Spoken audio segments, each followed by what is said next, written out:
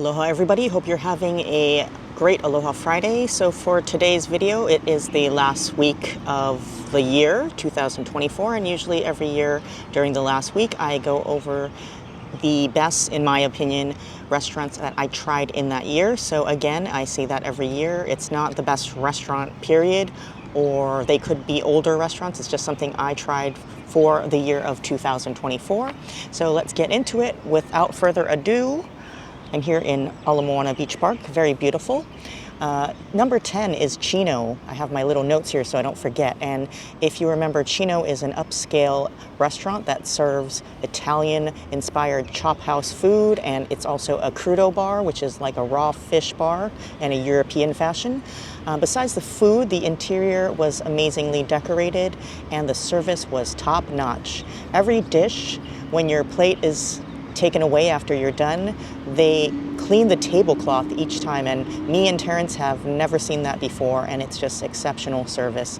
Everything from the appetizers we tried to the desserts, every dish was amazing. And I'm not even a dessert person, and I really enjoyed their desserts. The ribeye had a perfect char on it, and the crust was just seasoned so well. It was a great bark, and it was juicy inside. The veal parmesan that Terrence got was humongous and almost took up the whole plate. The only thing that we were surprised at is when you think of veal or chicken parmesan that you would have pasta with it, but it only came with the meat. So that was kind of a con, but otherwise we enjoyed every dish we got. The reason it's also at number 10 is even though it impressed me, the price point is very expensive. It's not some place you'd go every day or even every month.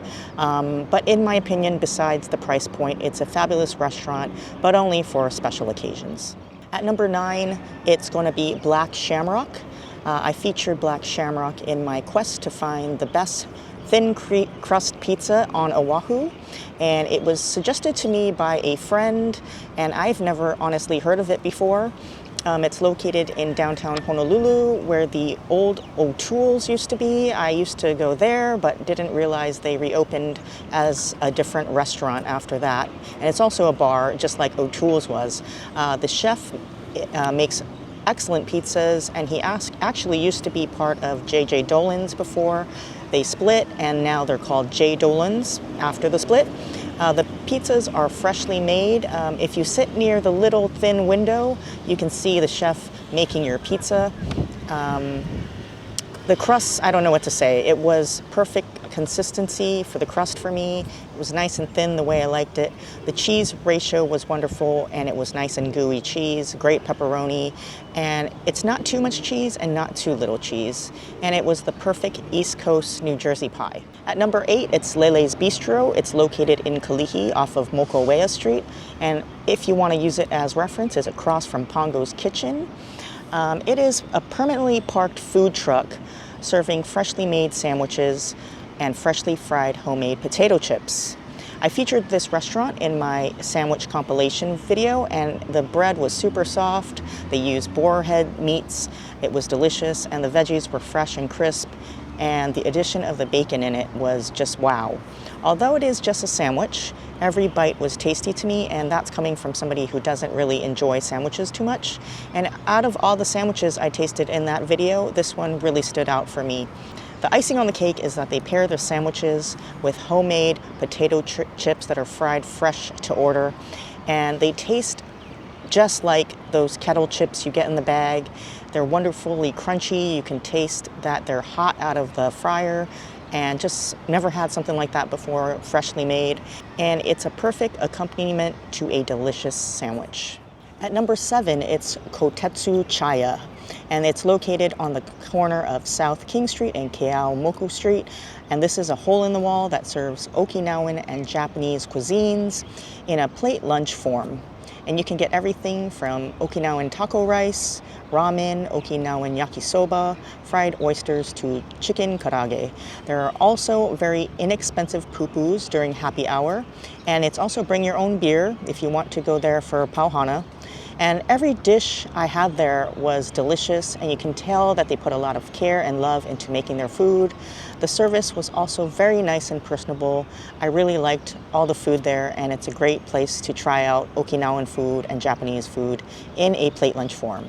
Coming in at number 6 is the Cutlery, and this is located in Kaimuki, in the old location where the old restaurant town used to be. The Cutlery serves fine dining style food in an unpretentious environment. You can enjoy most of the menu's fine dining in shorts and slippers, and no one really gives a care. You can sit inside or outside, and everything on the menu was amazing, and the ones we didn't even try also sounded amazing. We tried to order as much as we could so we could try what they had to offer, but we only have so much stomach space. But from the pupus to the main dishes, nothing ever disappointed. My favorite dish was the seafood pasta there. The ribeye was also delicious, and I would say the prices are still on the high end, but still slightly lower compared to other fine dining restaurants in Honolulu. If you want to eat well and have great service, and you have a special occasion, but you don't want to fuss up about dressing up and feeling all uppity, this is the place to go to. I definitely go back again, and the service was also friendly and great. Coming in at number 5 is Streets of Aloha, located in the Sand Island industrial area in Kalihi, next to L&L and Best Drive-In. The Streets of Aloha serves up massive local plate lunches with a creative upscale flair. And the plate lunches here are so massive, it's heavy as a small baby. I mean, seriously, when I was trying to lift that, my plate holder in my car is rated at 3 pounds and it was already bending.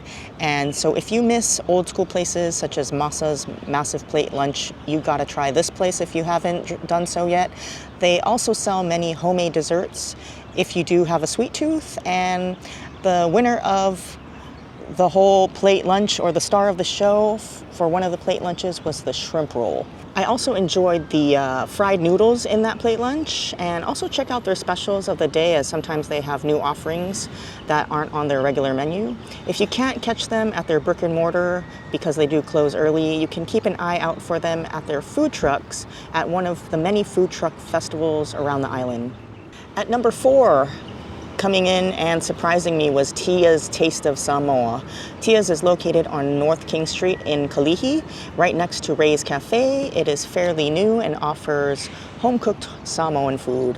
I really enjoy Samoan food a lot. Unfortunately, if you're buying it, it's usually sold by weight, which makes it very expensive. And I've always said that if someone just made a straightforward Samoan plate lunch with a straight-up price, they do really well, and this is what Tia's does. So Tia's came to save the day.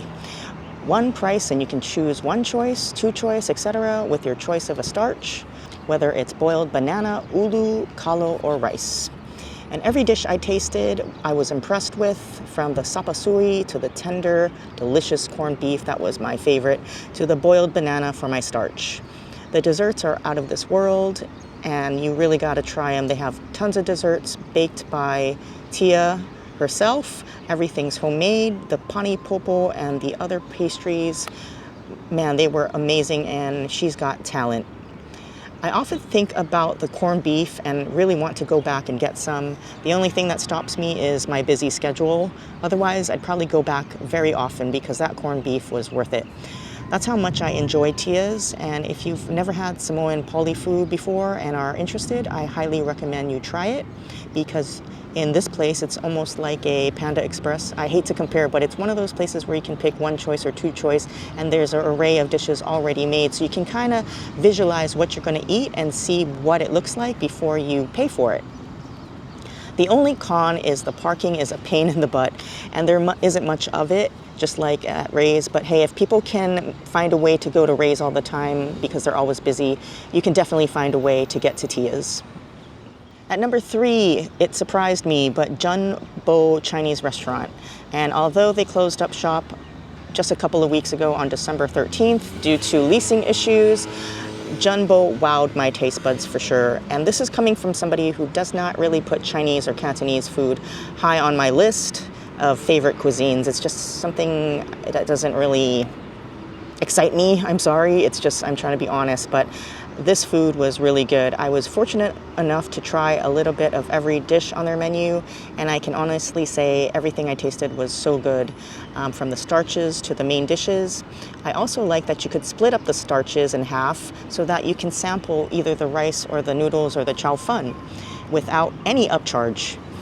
And it's pretty simple, same thing as Tia's. You can choose 1 choice, 2 choice, or 3 choices of the entrees and the mains, and they also had made-to-order dishes such as the cake noodle or oyster chicken. My favorites were the fried chicken. That was really unique with that crispy batter and the unique 5-spice taste. It was so crunchy and delicious. And I also love the stir-fried green beans and the stuffed eggplant. Hopefully the owners find a new location in downtown so they can continue to make great food and serve the downtown office community. The other reason that it sneaks up a notch on the scale is the amount of food that is given for the price that they charged. It was definitely cheap eats in today's economy. At number 2 is Fratelli's Express, and Fratelli Express opened up this year in Waipahu in the old location that used to be Chodang.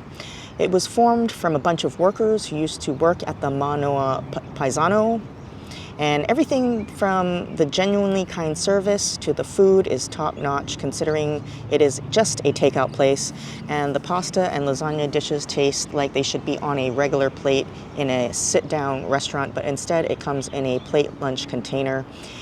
But that's not the beauty of it. It's that it tastes like an Italian sit-down restaurant, but I love that you can take it to go and eat it in the comfort of your own home. And if you cannot wait to go grind at home, there are many seats inside to eat your food right away. But it's just very humble and a small, quaint little restaurant. Nothing fancy. You can come in shorts and slippers again, and nobody really cares. My favorite, hands down, is the lasagna they make. The sauce has a perfect balance of not being too acidic and not being too sweet. There's ooey gooey cheese in it, and it's really delicious. And I always get the chicken basilio, which is a pasta tossed in olive oil, garlic, and basil with the chicken. Although I eat only once a week out to restaurants to do these videos, I make it a point to cook my own food at home. I don't really eat out, except once a week to do these videos. But we liked it so much, we went back a second time to eat there again during one of those busy days I didn't have time to cook dinner.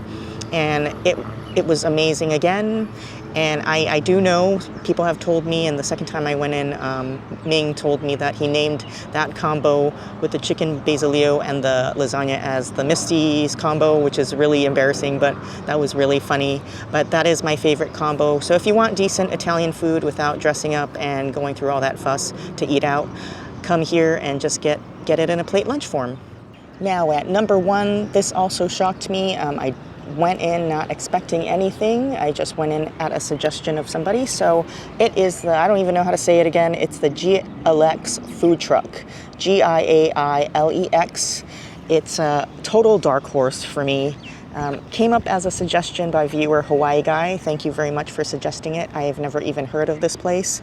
It's a food truck in the middle of the Pearl City industrial area, and coming in without any expectations, I was totally blown away. And look, now it made my number 1 of 2024, and it's located by the Army National Guard Armory in that industrial center, if that helps you. But you can't miss it. It's a food truck amongst all the parked cars all the way in there, and it's a one-man show by a man of not many words. He doesn't really talk, but he's friendly, but he can cook some mean grinds. And the food is all local style with a touch of Filipino flair. I got the salt and vinegar wings with the fries, super crispy wings with a light batter. The vinegar was just enough to elevate the flavors.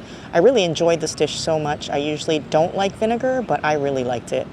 The fries were super crispy too, and just a great accompaniment with the wings. The lechon kawali was different, but in an amazing way. It had fresh grape tomatoes and onions on top, tossed in a light sauce, and brah, this burger was ono. Also, you can substitute the garlic fried rice for no upcharge. So it's one of those great places that you can substitute and kind of make your own plate lunch without even being charged extra for the garlic fried rice. And if you don't like that, you can just get plain rice. You can also get a choice of tossed salad or mac salad. And I found the prices to be very reasonable, and everything's made to order, hot and fresh, and the portions were awesome. And that is why it is my number one place to eat of this year on the island of Oahu, of my list of restaurants I videoed in the year of 2024. And I hope you enjoyed this list. If you didn't check out any of them and you're interested, I will put the actual videos of each specific video in the description box below, so you can click on each video if you're interested in a particular restaurant to get more details on it and more information and the address, etc. And hopefully you try one of these restaurants. And if you have tried it, let me know what you thought of them. And you can leave it in the comments. If you like this, press the like button, subscribe if you're new, and I'll see you again next year in 2025. I hope you have a happy, prosperous, healthy New Year to all of you. And I hope you enjoyed your Christmas. And have a great weekend. Take care, everybody. Be safe, and peace out.